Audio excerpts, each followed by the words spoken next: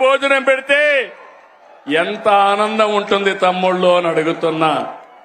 గడిచిన ప్రభుత్వంలో పేదవాళ్ళ పొట్టగొట్టి అన్నా క్యాంటీన్లు మూసేశారు, అవునా కాదా అని మిమ్మల్ని అడుగుతున్నా. ఇది అన్యాయం అవునా కాదా అని మిమ్మల్ని అడుగుతున్నా.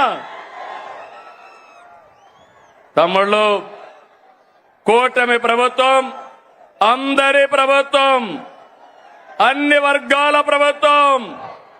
ఇప్పుడే నేను స్త్రీ శక్తి ఇచ్చాను.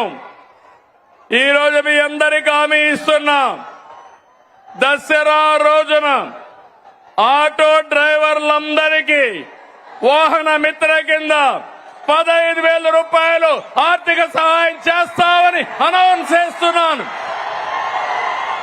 హ్యాపీనా, సంతోషమా అని అడుగుతున్నా. ఎన్నికల్లో చెప్పాం, ఎన్ని కష్టాలున్నా చేస్తాం. వాహన మిత్ర కింద సంవత్సరానికి ఆటో డ్రైవర్లకి 15,000 ఇస్తామని మీ అందరికీ హామీ ఇస్తున్నా. ఇది మంచి కార్యక్రమం అనుకుంటే గట్టిగా చప్పట్లు కూడా చెప్పండి, మంచి కార్యక్రమం అని. ఇది ప్రభుత్వానికి పేదవాళ్లపై నుండే ప్రేమని మరొక్కసారి మీ అందరికీ తెలియజేస్తున్నా. మీరందరూ ఒకసారి చూస్తే అటు కేంద్ర ప్రభుత్వం నరేంద్ర మోడీ గారి నాయకత్వం దసరాకి మనందరికీ ఒక కానుక ఇస్తున్నారు, పన్నులన్నీ తగ్గిస్తున్నారు. తమ్ముళ్ళు, మీరు గుర్తుపెట్టుకోవాలి, అన్ని పన్నులు తగ్గి వస్తువులు మీ అందరికీ అందుబాటులోకి వస్తున్నాయి. అంటే ఈరోజు పేదవాడు, మధ్య తరగతి ఏం కావాలన్నా అందుబాటులోకి వస్తున్నాయి. దీనికి నేను ప్రధానమంత్రి నరేంద్ర మోడీ గారిని అభినందిస్తున్నా. మీరు తమ్ముళ్ళు ధరలు తగ్గించినప్పుడు కృతజ్ఞత చెప్పాలనా లేదా? మీరు ఏదైతే పన్నుల తగ్గింపు నిర్ణయం మంచి నిర్ణయం అవునా కాదా అని మిమ్మల్ని అడుగుతున్నా. మంచి నిర్ణయం అంటే గట్టిగా చప్పట్లు కూడా చెప్పండి, మంచి నిర్ణయం అని. చేతులు పైకి చెప్పండి సంఘీభావాన్ని.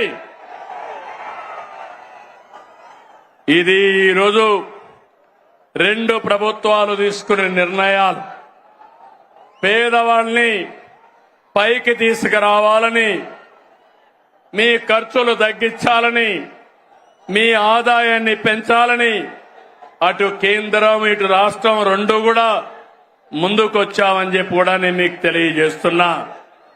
ఇదే స్ఫూర్తితో మీ అందరికీ చిన్న పెద్ద వ్యత్యాసం లేకుండా అందరికి కూడా హెల్త్ ఇన్సూరెన్స్ తీసుకొస్తున్నాం. రేపు రాబోయే రోజుల తమ్ముళ్ళు 2,50,000 రూపాయలు అందరికీ హెల్త్ ఇన్సూరెన్స్ ఇచ్చిన ఏకైక ప్రభుత్వం భారతదేశంలో కూటమి ప్రభుత్వం అని మరొక్కసారి మీ అందరికీ విజ్ఞప్తి చేస్తున్నా.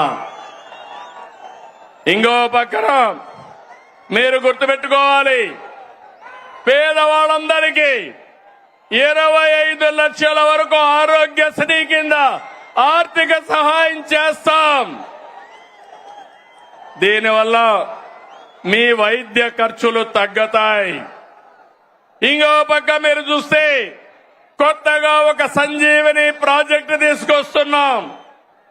దీని ద్వారా ప్రతి ఒక్క వ్యక్తి ఆరోగ్యాన్ని కాపాడే బాధ్యత ఈ ప్రభుత్వం తీసుకుంటామని చెప్పి నేను మీకు తెలియజేస్తున్నా. నిన్న మొన్న చూశారు, ఒక నాయకుడు ఉన్నాడు ఈ రాష్ట్రంలో, మెడికల్ కాలేజ్ అంటే తెలియని నాయకుడు. ఆయన మాట్లాడుతున్నాడు, నేనేదో పొడి చేశాను, మీరు దానికేదో ఇది చేశారని. నేను ఒకటే చెప్తున్నాను, ఈరోజు భూమి ఇస్తే మెడికల్ కాలేజ్ అయిపోదు. ఈ రాష్ట్రంలో విద్యా సంస్థలకి ప్రాధాన్యత ఇచ్చిన ప్రభుత్వం ఎన్డీఏ ప్రభుత్వం, కేంద్ర ప్రభుత్వం, ఇటు రాష్ట్ర ప్రభుత్వం. రాష్ట్రంలో మెడికల్ కాలేజీలు తెచ్చిన ప్రభుత్వం తెలుగుదేశం ప్రభుత్వం అవునా కాదా అని మిమ్మల్ని అడుగుతున్నాను.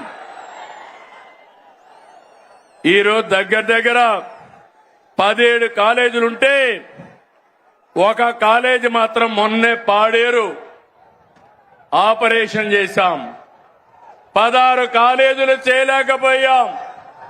ఫౌండేషన్ వేయడం, రిబ్బన్ కట్ చేయడం, నేనేదో చేశామని చెప్పుకోవడం కాలేజీని నడిపే విధానం కాదు.